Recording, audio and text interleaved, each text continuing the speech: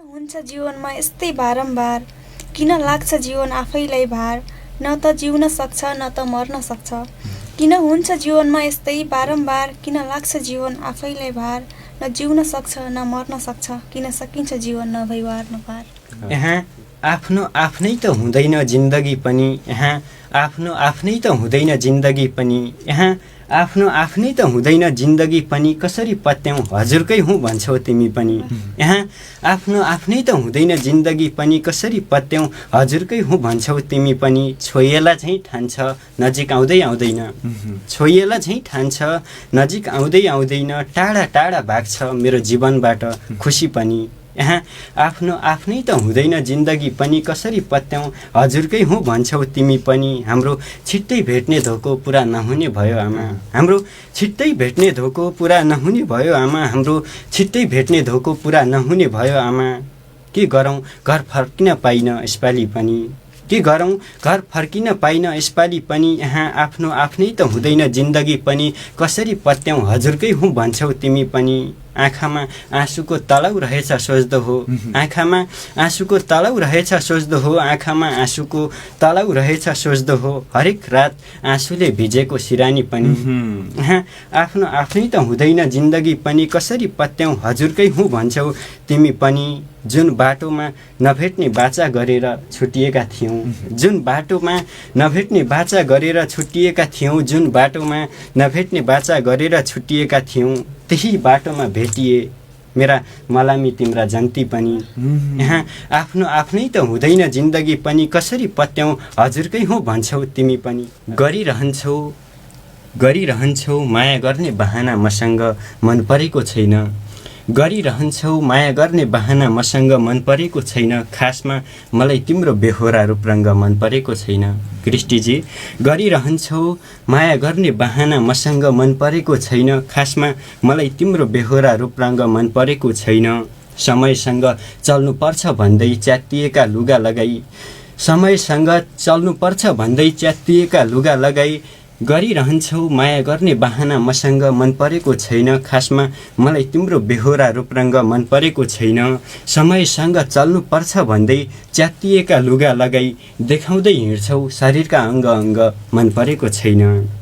गरिरहन्छौ माया गर्ने बहाना मसँग मन परेको छैन, खासमा मलाई तिम्रो बेहोरा रूपरङ्ग मन परेको छैन। खाली आश्वासन देखाउँछन् यो गर्छु त्यो गर्छु भन्छन्, खाली आश्वासन देखाउँछन् यो गर्छु त्यो गर्छु भन्छन्, खाली आश्वासन देखाउँछन् यो गर्छु त्यो गर्छु भन्छन्। साँच्चै मलाई नेताहरूको बोल्ने ढङ्ग मन परेको छैन। गरिरहन्छौ आनाकानी, गरिरहन्छौ माया गर्ने बहाना मसँग मन परेको छैन, खासमा मलाई तिम्रो बेहोरा रूपरङ्ग मन परेको छैन।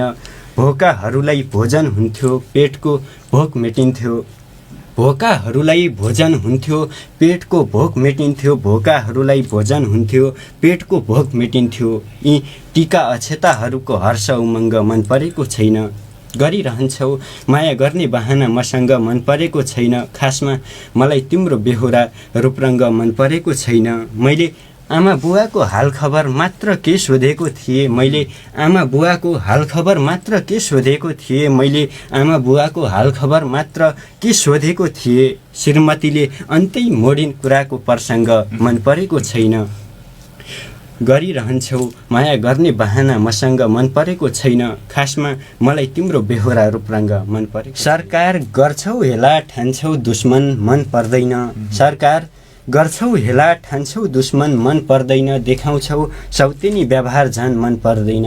सरकार गर्छौ हेला ठान्छौ दुश्मन मन पर्दैन, देखाउँछौ सौतेनी व्यवहार झन् मन पर्दैन। मन मस्तिष्कको बाटो हुँदै तिम्रा यादहरू, मन मस्तिष्कको बाटो हुँदै तिम्रा यादहरू नबोली आउँछन् नबोली जान्छन् मन पर्दैन।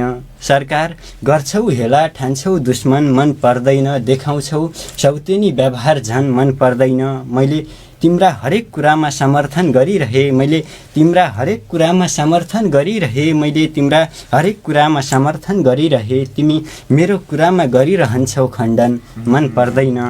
सरकार गर्छौ हेला ठान्छौ दुश्मन मन पर्दैन, देखाउँछौ सौतेनी व्यवहार झन् मन पर्दैन।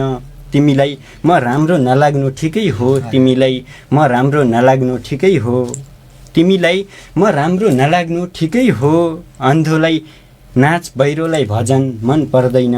सरकार गर्छौ हेला ठान्छौ दुश्मन मन पर्दैन, देखाउँछौ सौतेनी व्यवहार झन् मन पर्दैन। कि लुछिन्छ कि चुडिन्छ जिउँदै फर्किन्न, कि लुछिन्छ कि चुडिन्छ जिउँदै फर्किन्न, कि लुछिन्छ कि चुडिन्छ जिउँदै फर्किन्न।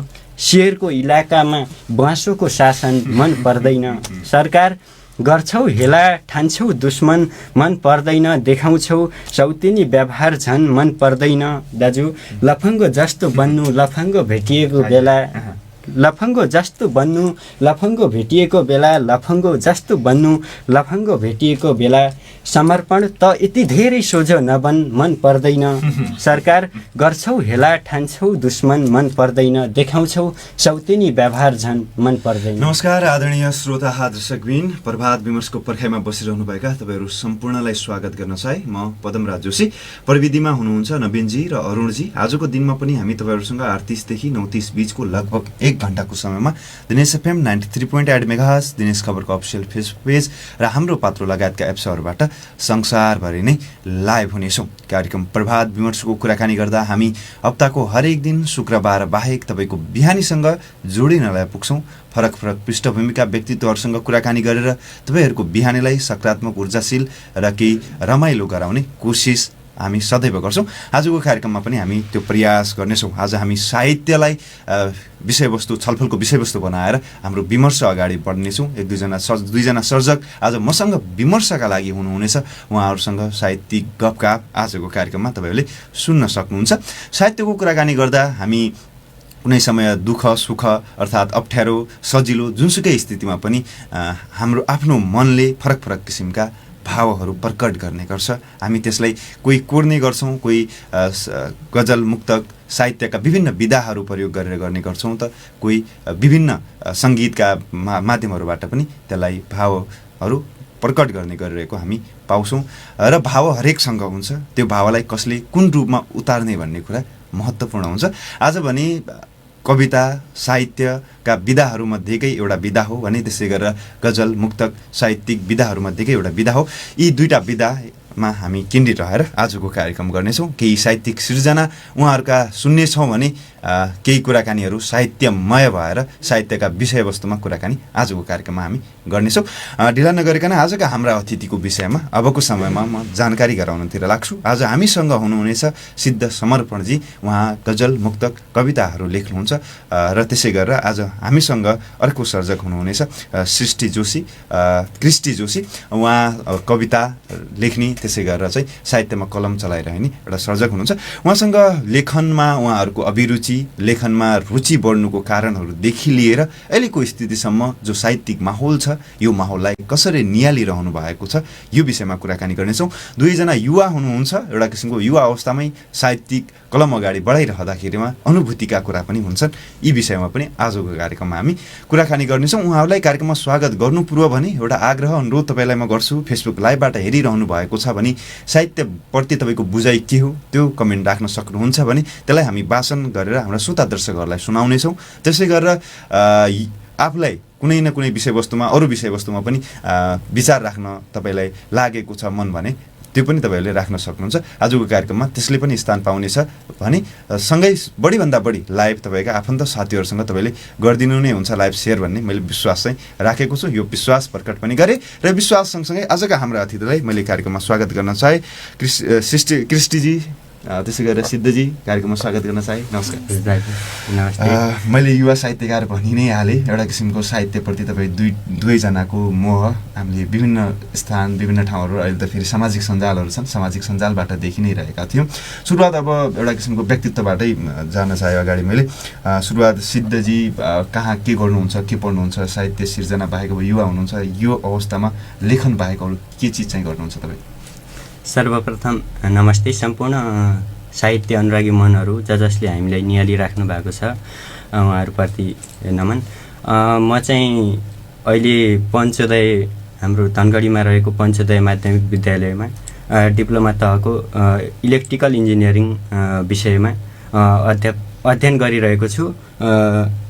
यति नै। अनि पञ्चोदयमा पढिरहनु भएको छ। हजुर। क्रिस्टीको चाहिँ के हो लेखन बाहेक अरू के चिज चाहिँ गर्नुहुन्छ? लेखन बाहेक चाहिँ अहिले चाहिँ म बिएस सेकेन्ड इयर पढिरहेको छु केएमसीमा। त्यही नै हो। लेख्नु चाहिँ हुन्छ होइन।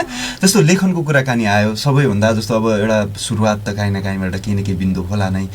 के लाग्छ कहिलेदेखि चाहिँ आफूलाई साँच्चीकै अब साहित्यमै म लेख्दैछु, साहित्यलाई चिन्दैछु भन्ने महसुस भएको समय चाहिँ कुन थियो? कहिलेदेखि चाहिँ आफूले लेखिरहेको महसुस हुन्छ अहिले सम्झिँदा? यो चाहिँ म 9 क्लास पढ्दाखेरिदेखि चाहिँ मैले लेख्न सुरु गरेको। कोर्न चाहिँ पहिलेबाट कोर्थेँ अलिअलि शब्दहरू, तर ठ्याक्कै थाहा थिएन क्या साहित्य भन्नाले के हो भन्ने। त्यसपछि एक दिन चाहिँ मैले सरलाई सोधेँ, सर अनि म चाहिँ यसरी लेख्छु, यो चाहिँ यो भनेको चाहिँ के हो भन्दाखेरि सरले राम्रो छ लेख्दै गर भन्नुभयो। त्यसपछि अझ उत्साह मिल्यो कि मैले गर्नुपर्छ भनेर। त्यसपछि चाहिँ अनि अरू विभिन्न साहित्यकार हुनुहुन्छ उहाँहरूको किताबहरू पढ्ने अनि युट्युबतिर भिडियोहरू हेर्ने अनि त्यसै गरी लेख्दै लेख्दै अहिलेसम्म कलम चलिरहेछ। युट्युबमा सबभन्दा बढी के हेर्नुहुन्छ? म कविताहरू हेर्छु। सिद्धको चाहिँ के हो जस्तो अब यो लेखनको सुरुवात चाहिँ कसरी भएको अहिले सम्झिँदाखेरि लाग्छ र कहिलेदेखि औपचारिक रूपमै होइन म अब साहित्य नै लेखिरहेको छु, साहित्यलाई निहाल्ने कोसिस गरिरहेको छु भन्ने महसुस भएको चाहिँ कति समय जति भयो लाग्छ? म चाहिँ सानैदेखि यस्तो कविता, गजल अनि मुक्तक त पछि बुझेको मैले। गजलहरू, कविताहरू सानैदेखि मन पर्थ्यो। म स्कुलतिर कविता प्रतियोगिताहरू हुन्थ्यो, कविता प्रतियोगिताहरूमा पनि भाग लिन्थेँ। म 4 क्लासमा पढ्दाखेरि एउटा कविता प्रतियोगिता भएको थियो। त्यो कविता प्रतियोगितामा पनि मैले प्रथम स्थान हासिल गरेको थिएँ। त्यो बेलादेखि मलाई साहित्यमा अलिकति लेख्दाखेरि चाहिँ केही हुँदो रहेछ, लेख्दाखेरि आफूले चाहिँ मनमा लागेका कुराहरू लेख्यो भने राम्रो हुँदो रहेछ, कुनै पनि विषयवस्तुलाई समेटेर गर्दाखेरि मन पराइदिँदा रहेछन्, मैले पनि यति राम्रो लेख्न सक्दो रहेछु भनेर कविताहरू चाहिँ लेख्न थालेको। म 4 क्लासदेखि कविता लेख्थेँ, तर मैले खासै त्यसपछि प्रतियोगिताहरू भयो भने मात्र कविता लेख्थेँ, त्यसको लागि तयारी गर्थेँ। तर मैले पछि चाहिँ 9 क्लासमा पढ्दाखेरि म गजल चाहिँ मलाई खुब मन परिरहन्थ्यो। म सुनिरहन्थेँ अनि हेर्थेँ, कसैको उ गरेर टिपोट गरेर पनि म पढ्ने गर्थेँ।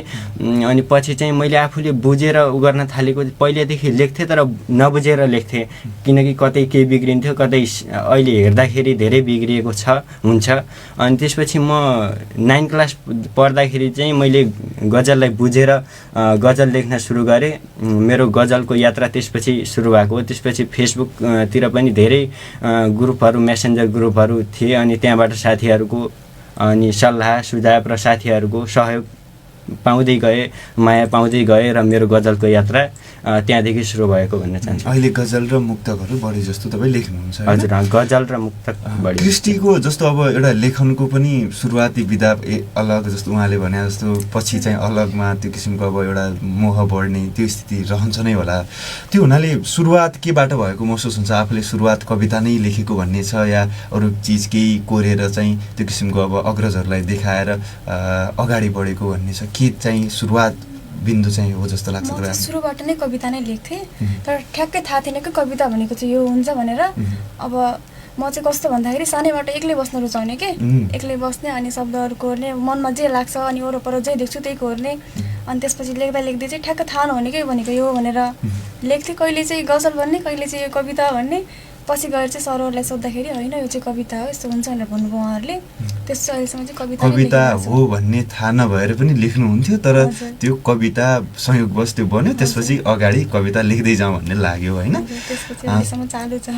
सिद्धको एउटा केही रचना सुनौँ अबको समयमा? एउटा किसिमको गजल बढी जस्तो लेख्नुहुन्छ होइन? सामाजिक सञ्जालमा पनि त्यो तपाईँको देख्न सकिन्छ। अहिले श्रोता दर्शकलाई गजल सुनाउनु पर्यो भने कुन गजल चाहिँ राख्नुहुन्छ? हुन्छ, म आफूलाई अब मनपर्ने थुप्रै छन्, त्यो भित्रको पनि एउटा गजल सुनाउँछु। कृपया मेरा गजलका शेरहरू चाहिँ यसरी उठाउनुहुन्छन्। गरिरहन्छौ माया गर्ने बहाना मसँग मन परेको छैन, गरिरहन्छौ माया गर्ने बहाना मसँग मन परेको छैन, खासमा मलाई तिम्रो बेहोरा रूपरङ्ग मन परेको छैन।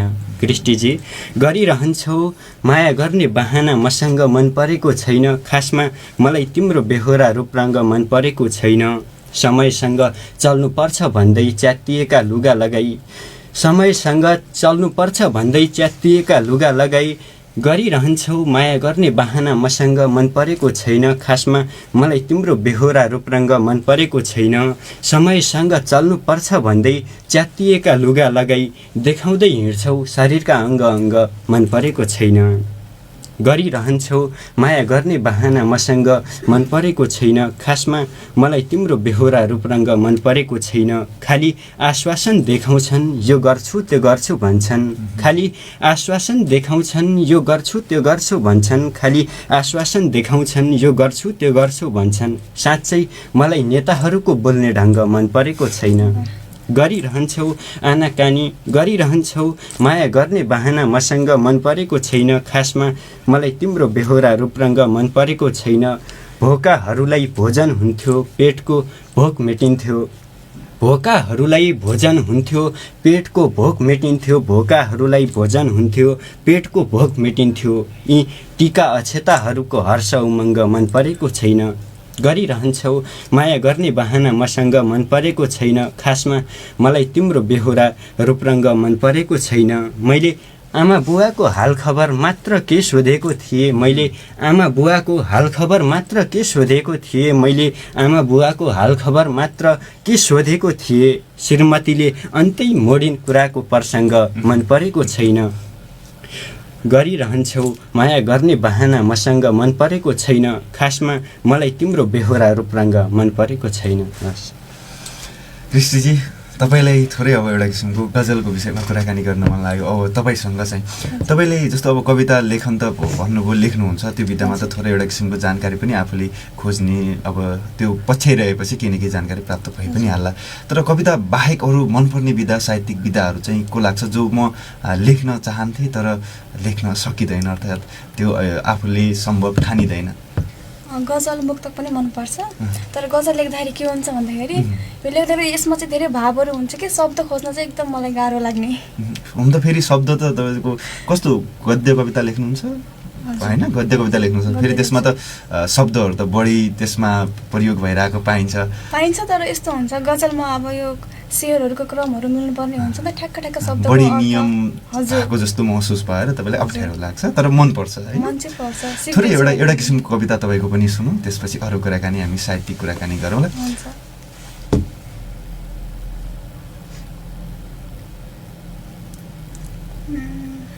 मेरो चाहिँ कविताको शीर्षक रहेको छ मलाई एकान्त मनपर्छ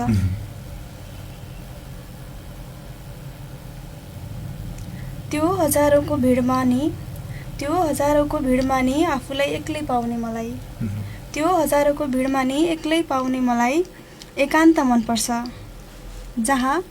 जहाँ मेरा यी भावनाहरू मात्र हुन्छन् जहाँ म र मेरा अनगिन्ती प्रश्नहरू मात्र हुन्छन् जसको उत्तर दिने त्यो एकान्त कोठाको शून्यता हुन्छ ती हजारौँको भिडमा ती हजारौँ मानिसका नजरमा म हुन्छु जहाँ म खुलेर हाँस्न सक्दिनँ जहाँ म खुलेर बोल्न सक्दिनँ जहाँ म खुलेर हिँड्न सक्दिनँ जहाँ म खुलेर आफ्ना भावना पोख्न सक्दिनँ र त मलाई एकान्त मनपर्छ जहाँ म एक्लै हुन्छु तर त्यहाँ मेरा मनका भावना सुनिदिने अनि बुझिदिने जहाँ म एक्लै हुन्छु तर त्यहाँ मेरा मनका भावना सुनिदिने बुझिदिने त्यो मेरो एक्लोपन हटाउने त्यो एकान्तमा मलाई आफ्नोपन देखाउने म रमाउँदा हाँसिदिने म दुखी हुँदा रोइदिने त्यो एक्लोपन मसँग हुन्छ र त मलाई एकान्त मनपर्छ धन्यवाद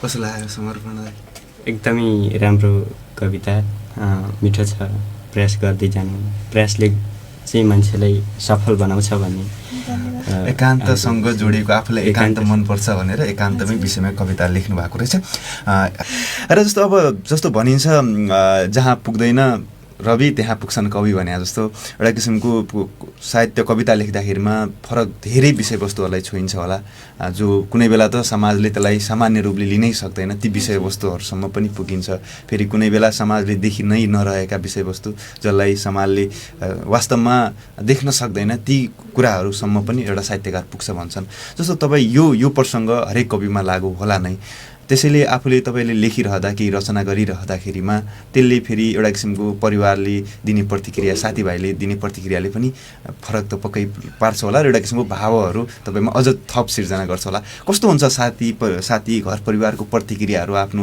लेख रचनाहरू सुनाउँदाखेरि?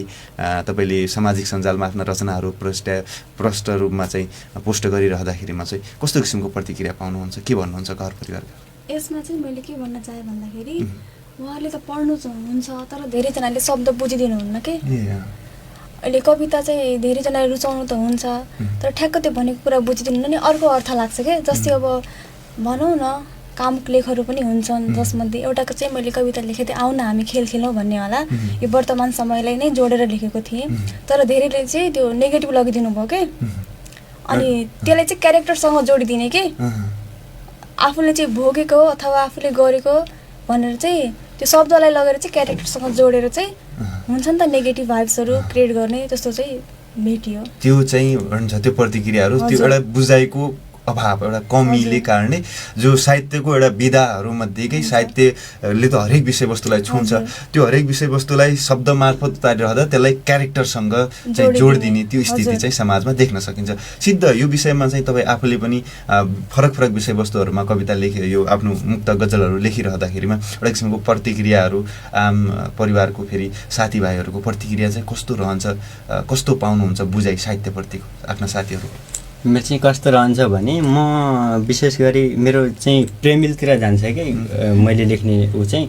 अनि त्यसपछि साथीहरू के भन्छन्, ए तेरो त लभ परेछ के हो, तेरो त ब्रेकअप भयो कि के हो भन्ने जस्ता थुप्रै प्रतिक्रियाहरू आउँछन्। खास गरी त्यो मेरो लभ पनि परेको छैन, ब्रेकअप पनि भएको छैन है। अनि यो चाहिँ म काल्पनिक रूपमा लेख्छु, कहिलेकाहीँ भाव यस्तै आउँछ, कहिलेकाहीँ समसामयिक घटनाहरूलाई पनि समेटेर लेख्छु। तर त्यस्तो लेख्न खोज्दै जाँदाखेरि पनि त्यो प्रसङ्ग मोडिएर फेरि त्यतैतिर पुग्छ भने मलाई त्यस्तो अन्यथा नसोचिदिनु होला। म यो चाहिँ एउटा मनले कल्पना गरेर लेखेका हुन्, त्यसलाई चाहिँ राम्रो रूपमा बुझिदिनु होला भन्ने चाहिँ मेरो हो। मैले चाहिँ अब त्यस्तैतिर वाचन गर्न खोज्दै हुनुहुन्छ जस्तो मलाई महसुस भयो। एउटा किसिमको आफ्नो तपाईँ लेख्नुहुन्छ, लेखिसकेपछि तपाईँको एउटा किसिमको धर्म जस्तै पनि फेरि अरूलाई साहित्य आफूले भावहरू आफूले समेटिसकेपछि त्यसलाई एउटा मार्ग चित्रमा एउटा किसिमको बनाइसकेपछि त भन्नुपर्छ होला। त्यसैले सिद्धजी केही रचना छ भने राख्दा हुन्छ। हुन्छ, म एउटा फेरि गजल सुनाउँछु। बचेरो न बचेरो रहन्छ चरी न चरी रहन्छ, बचेरो न बचेरो रहन्छ चरी न चरी रहन्छ भन्नुस् को छ यहाँ जो अजम्बरी रहन्छ।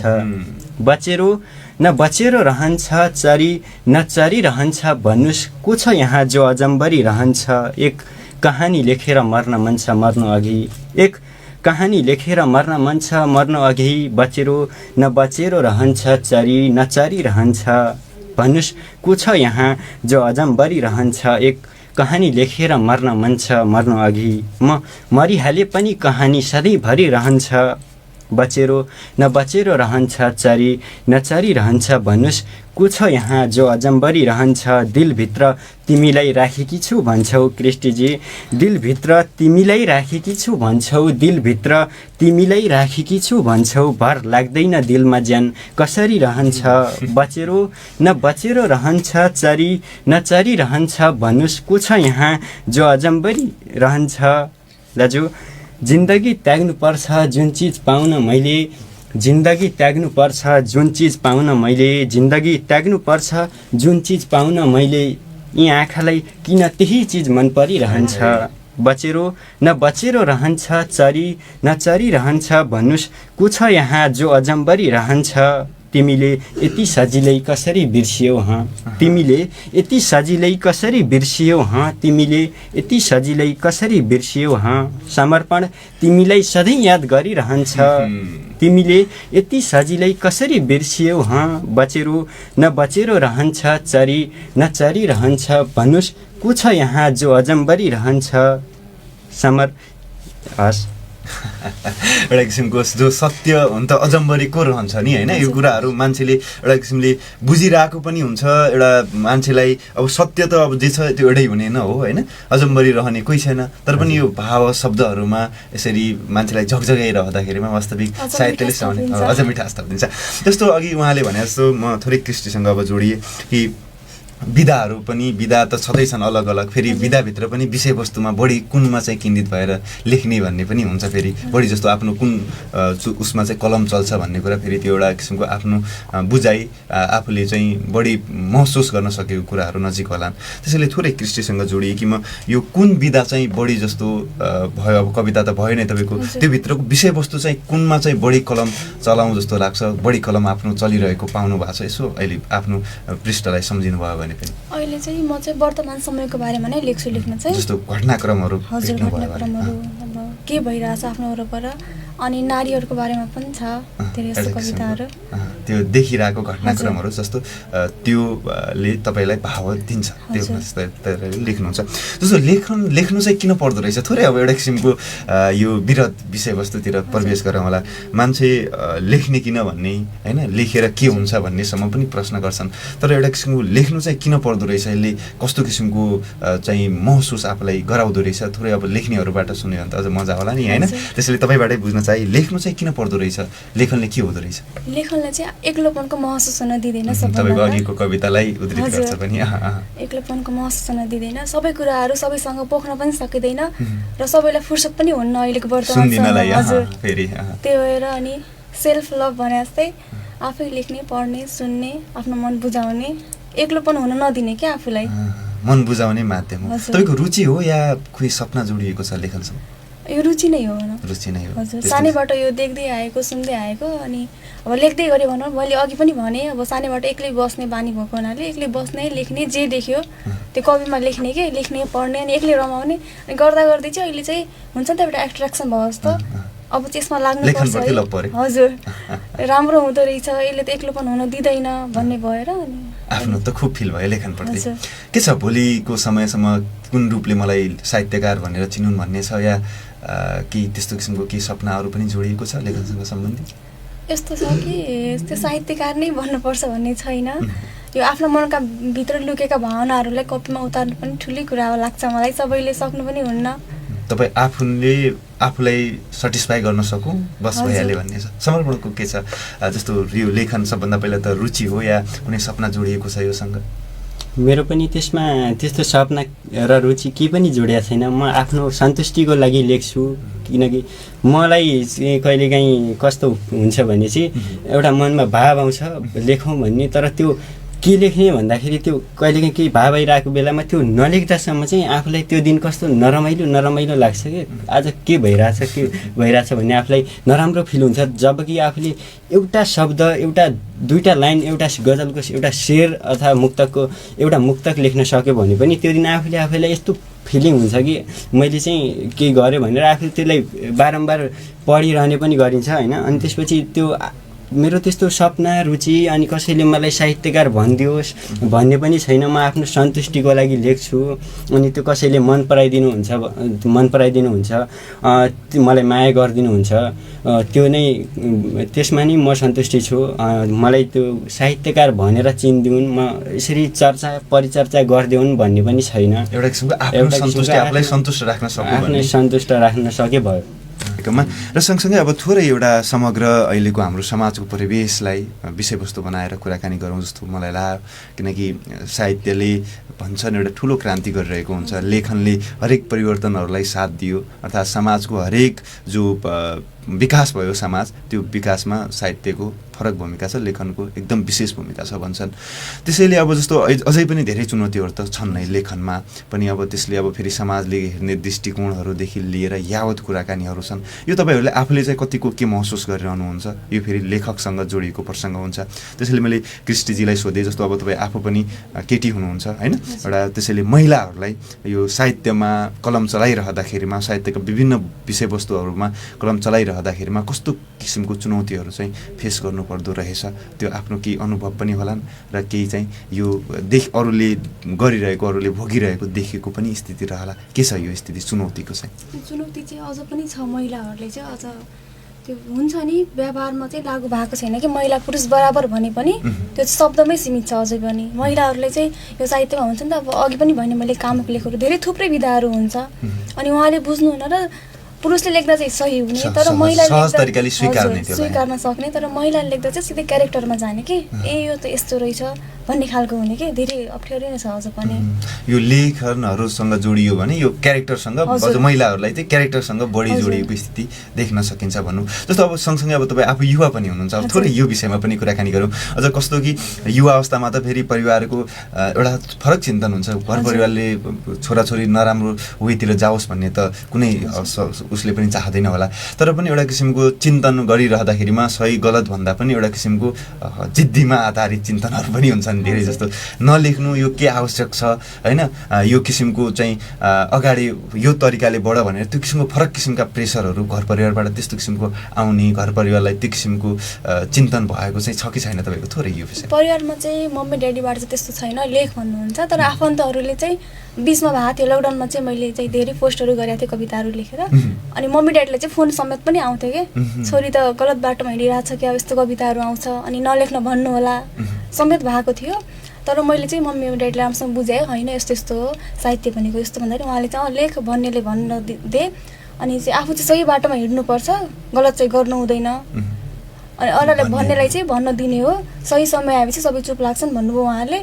र अनि मैले चाहिँ आफ्नो कलम रोकिनँ, अहिलेसम्म लेख्नै रहेको। हजुर, सपोर्ट चाहिँदो रहेछ परिवारको अगाडि बढ्न, त्यो त एकदम जरुरी छ। सिद्ध आफ्नो चाहिँ तपाईँको चाहिँ कस्तो छ? अब युवाहरूले जस्तो अब तपाईँ आफैले पनि भन्नुभयो प्रेममा कविता लेख्छु, प्रेमको विषयवस्तुमा अझ बढी चाहिँ म एउटा बढी कलम चलाउँछु भन्नुभयो। सँगसँगै योसँग विषय सम्बन्धित त फेरि चिन्तनहरू पनि बढी छन् कि प्रेमलाई लिएर त हाम्रो समाजमा यति अपभ्रंशहरू छन्, यति अब प्रेम भनेको गर्नै नहुने कुरा हो भन्नेसँग सम्बन्ध पुग्छन् मान्छे, फेरि प्रेम सबैले गरेर आउँछ प्रसङ्ग त्यहाँ पनि आउँछ।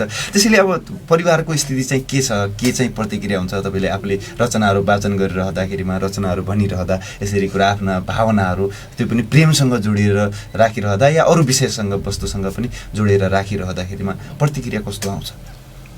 म चाहिँ खास गरी के भनेर भन्छु भने प्रेम भनेको एउटा केटाले एउटा केटीलाई मात्र गरिँदैन कि प्रेम भनेको आफ्नो साथीसँगीलाई गरिन्छ, आफ्नो बुवा आमालाई गरिन्छ, आफ्नो दाइ भाइलाई गरिन्छ, आफ्नो भनौँ न आफ्ना नजिकका इष्टमित्रहरू जो जो हुन्छन् आफूसँग निकट जो हुन्छन् उनीहरूलाई प्रेम गरिन्छ, आफ्नो राष्ट्रलाई देशलाई प्रेम गरिन्छ, आफ्नो राष्ट्रियतालाई प्रेम गरिन्छ।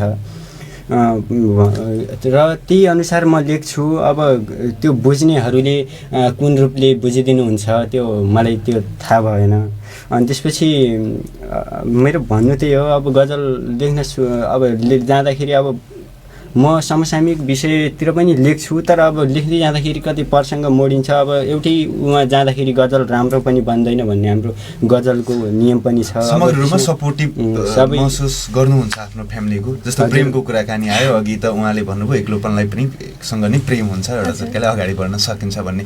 के रचना सिद्धजीले वाचन गर्ने कोसिस अघि पनि हामीले सुरु गर्ने कोसिस गरिरहेको थियौँ, समयले साथ दिए थिएन, अब चाहिँ समय छ सिद्धजी आफ्नो रचना छ भने राख्नु हुन्छ। म गजल सुनाउँछु। सरकार गर्छौ हेला ठान्छौ दुश्मन मन पर्दैन, सरकार गर्छौ हेला ठान्छौ दुश्मन मन पर्दैन, देखाउँछौ सौतेनी व्यवहार झन् मन पर्दैन। सरकार गर्छौ हेला ठान्छौ दुश्मन मन पर्दैन, देखाउँछौ सौतेनी व्यवहार झन् मन पर्दैन। मन मस्तिष्कको बाटो हुँदै तिम्रा यादहरू, मन मस्तिष्कको बाटो हुँदै तिम्रा यादहरू नबोली आउँछन् नबोली जान्छन् मन पर्दैन। सरकार गर्छौ हेला ठान्छौ दुश्मन मन पर्दैन, देखाउँछौ सौतेनी व्यवहार झन् मन पर्दैन। मैले तिम्रा हरेक कुरामा समर्थन गरिरहे, मैले तिम्रा हरेक कुरामा समर्थन गरिरहे, मैले तिम्रा हरेक कुरामा समर्थन गरिरहे, तिमी मेरो कुरामा गरिरहन्छौ खण्डन मन पर्दैन। सरकार गर्छौ हेला ठान्छौ दुश्मन मन पर्दैन, देखाउँछौ सौतेनी व्यवहार झन् मन पर्दैन। तिमीलाई म राम्रो नलाग्नु ठिकै हो, तिमीलाई म राम्रो नलाग्नु ठिकै हो, तिमीलाई म राम्रो नलाग्नु ठिकै हो। अन्धोलाई नाच बहिरोलाई भजन मन पर्दैन। सरकार गर्छौ हेला ठान्छौ दुश्मन मन पर्दैन, देखाउँछौ सौतेनी व्यवहार झन् मन पर्दैन। कि लुछिन्छ कि चुडिन्छ जिउँदै फर्किन्न, कि लुछिन्छ कि चुडिन्छ जिउँदै फर्किन्न, कि लुछिन्छ कि चुडिन्छ जिउँदै फर्किन्न। शेरको इलाकामा बाँसोको शासन मन पर्दैन।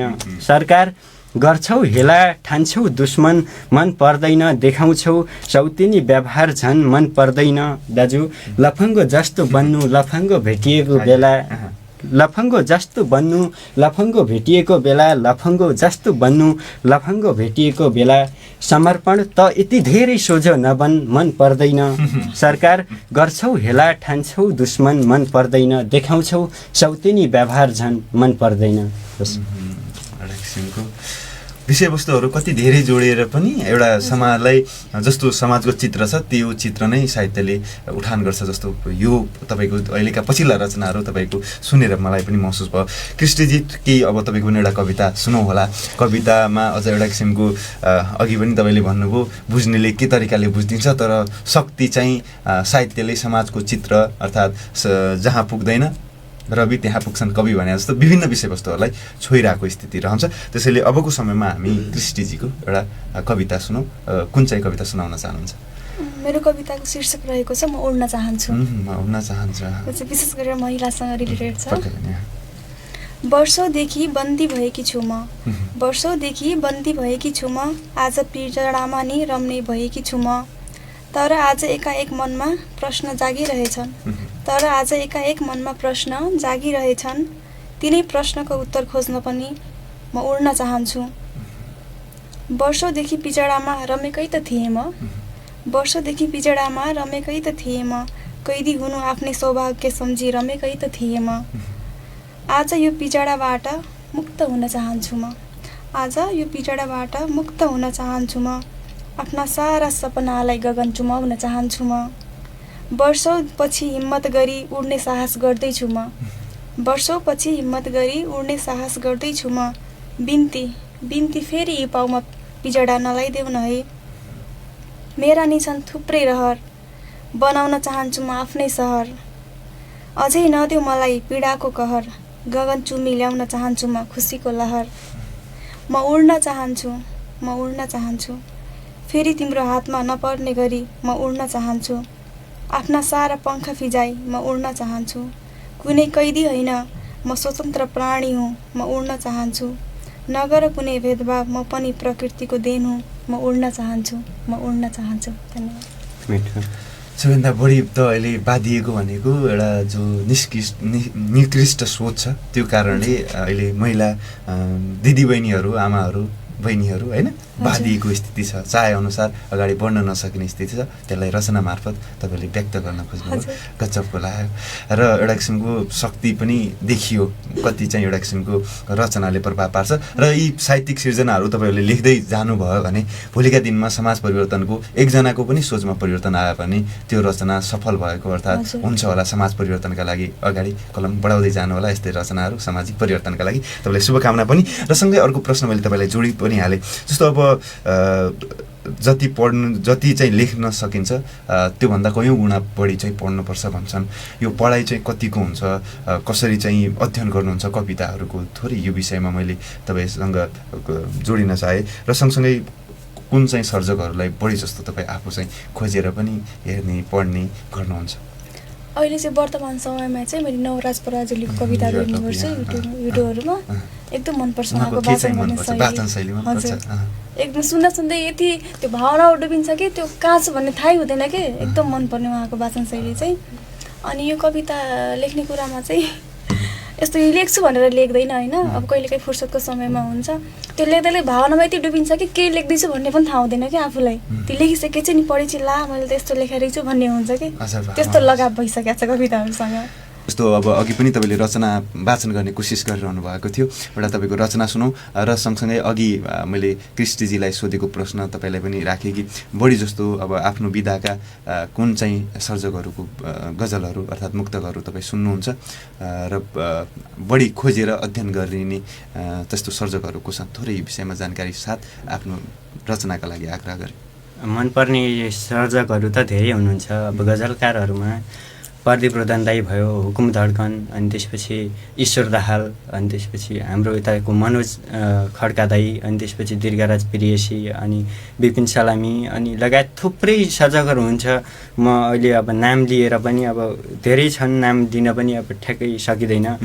जो हुनुहुन्छ म सबै फेसबुकमा मेरो फेसबुकमा जति जोइन हुनुहुन्छ उहाँका सब रचनाहरू पढ्छु, गजलहरू, मुक्तकहरू, कविताहरू।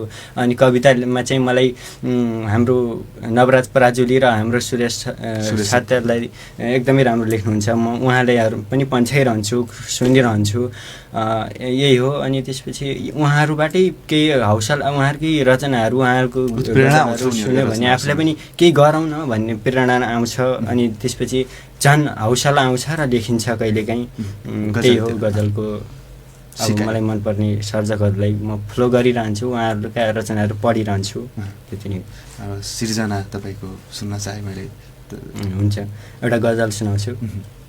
यहाँ आफ्नो आफ्नै त हुँदैन जिन्दगी पनि, यहाँ आफ्नो आफ्नै त हुँदैन जिन्दगी पनि, यहाँ आफ्नो आफ्नै त हुँदैन जिन्दगी पनि, कसरी पत्याउँ हजुरकै हुँ भन्छौ तिमी पनि। यहाँ आफ्नो आफ्नै त हुँदैन जिन्दगी पनि, कसरी पत्याउँ हजुरकै हुँ भन्छौ तिमी पनि। छोइएला झैँ ठान्छ नजिक आउँदै आउँदैन, छोइएला झैँ ठान्छ नजिक आउँदै आउँदैन, टाढा टाढा भाग्छ मेरो जीवनबाट खुसी पनि। यहाँ आफ्नो आफ्नै त हुँदैन जिन्दगी पनि, कसरी पत्याउँ हजुरकै हुँ भन्छौ तिमी पनि। हाम्रो छिट्टै भेट्ने धोको पुरा नहुने भयो आमा, हाम्रो छिट्टै भेट्ने धोको पुरा नहुने भयो आमा, हाम्रो छिट्टै भेट्ने धोको पुरा नहुने भयो आमा। के गरौँ घर फर्किन पाइन यसपालि पनि, के गरौँ घर फर्किन पाइन यसपालि पनि। यहाँ आफ्नो आफ्नै त हुँदैन जिन्दगी पनि, कसरी पत्याउँ हजुरकै हुँ भन्छौ तिमी पनि। आँखामा आँसुको तलाउ रहेछ सोच्दो हो, आँखामा आँसुको तलाउ रहेछ सोच्दो हो, आँखामा आँसुको तलाउ रहेछ सोच्दो हो, हरेक रात आँसुले भिजेको सिरानी पनि। यहाँ आफ्नो आफ्नै त हुँदैन जिन्दगी पनि, कसरी पत्याउँ हजुरकै हुँ भन्छौ तिमी पनि। जुन बाटोमा नभेट्ने बाचा गरेर छुटिएका थियौँ, जुन बाटोमा नभेट्ने बाचा गरेर छुटिएका थियौँ, जुन बाटोमा नभेट्ने बाचा गरेर छुटिएका थियौँ, त्यही बाटोमा भेटिए मेरा मलामी तिम्रा जन्ती पनि। यहाँ आफ्नो आफ्नै त हुँदैन जिन्दगी पनि, कसरी पत्याउँ हजुरकै हुँ भन्छौ तिमी पनि। शक्ति एउटा किसिमको शून्यतामा गइन्छ होइन साहित्यप्रति। थोरै अब क्रिस्टीजीको पनि समय एकदम कम भएको हुनाले तपाईँको रचनातिर पनि मैले जोडिन चाहे। अबको समयमा के चाहिँ वाचन गर्नुहुन्छ? मुक्तक, कविता हामीले सुन्यौँ, कविता तपाईँको अझ कुनै दिन सुनाउला। अहिले मुक्तक छ भने एउटा किसिमको तपाईँको रुचिको विषय मुक्तक पनि हो भने मुक्तक सुनाउन होइन सिद्धिजी? मुक्तकै सुनाउँछु त्यसो भए। किन हुन्छ जीवनमा यस्तै बारम्बार, किन लाग्छ जीवन आफैलाई भार, न त जिउन सक्छ न त मर्न सक्छ। किन हुन्छ जीवनमा यस्तै बारम्बार, किन लाग्छ जीवन आफैलाई भार, न जिउन सक्छ न मर्न सक्छ। किन सकिन्छ जीवन नभई वार नपार। थोरै जीवनको प्रसङ्ग आयो, लास्टतिर छौँ, अन्तिमतिर। त्यसैले यो प्रश्न अन्तिम भयो। जिन्दगीको सवाललाई लिएर एउटा किसिमको अहिले एउटा बुझाइहरू बिस्तारै बन्दै जान्छन्। हुन त जीवनको बाँच्नुपर्ने अझ उमेर धेरै छ होइन, विश्वास राखौँ न। त्यो हुनाले थोरै जीवनप्रतिको बुझाइ तपाईँहरूको बुझ्न चाहे मैले। हाम्रो कार्यक्रममा नियमित सेगमेन्ट पनि थियो बुझाइ तपाईँको भन्ने। आज समय अभावले हामीले त्यो तपाईँहरूसँग राख्न पाएनौँ। कुनै दिन फेरि तपाईँहरूलाई छुट्टै बोलाएको दिन, समय पर्याप्त भएको दिन कुराकानी गरौँ होला। त्यसले जिन्दगीप्रति तपाईँहरूको बुझाइ चाहिँ के छ? थोरै यो प्रश्न सुरुवातमा मैले क्रिस्टीबाट बुझ्न चाहे। जीवन के हो जस्तो लाग्छ, कसरी चाहिँ अगाडि बढ्नुपर्छ भन्ने महसुस हुन्छ जीवनको विषयमा थोरै चिन्तन गरिरहँदा? मेरो विचारमा जीवन चाहिँ एउटा सादा पाना जस्तै हो। अब तपाईँले त्यसमा कस्तो चित्र कोर्न सक्नुहुन्छ, कसरी अगाडि बढ्न सक्नुहुन्छ? हामी आउँदाखेरि त सादा पानै भएर आउँछौँ नि होइन, बिस्तारै के चित्र कोरियो भन्ने कुरा जीवन भन्दो रहेछ। के गर्ने, कसरी अघि बढ्ने भन्ने चाहिँ बिस्तारै। सिद्धको के हो जीवनप्रति? मेरो चाहिँ के छ भने चाहिँ जीवनलाई खास गरी परिभाषित गर्नै सकिँदैन। यो अपरिभाषित एउटा ऊ हो भन्नु एउटा अपरिभाषित छ, आफैमा अपूर्ण छ होइन। जीवन मान्छेले जे भोग्छ जन्मेदेखि मरुन्जेलसम्म जे जति भोग्छ त्यो बिचको समयको अन्तर नै जीवन हो भन्न चाहिँ भन्छु म चाहिँ। अब उहाँले भने जस्तै अब जीवन एउटा खाली पाना पनि हो। अब आफ्नो जीवन कसरी कस्तो बनाउने भन्ने कुरो त्यो खाली पानामा त कसैले केही लेखिदिएको हुँदैन।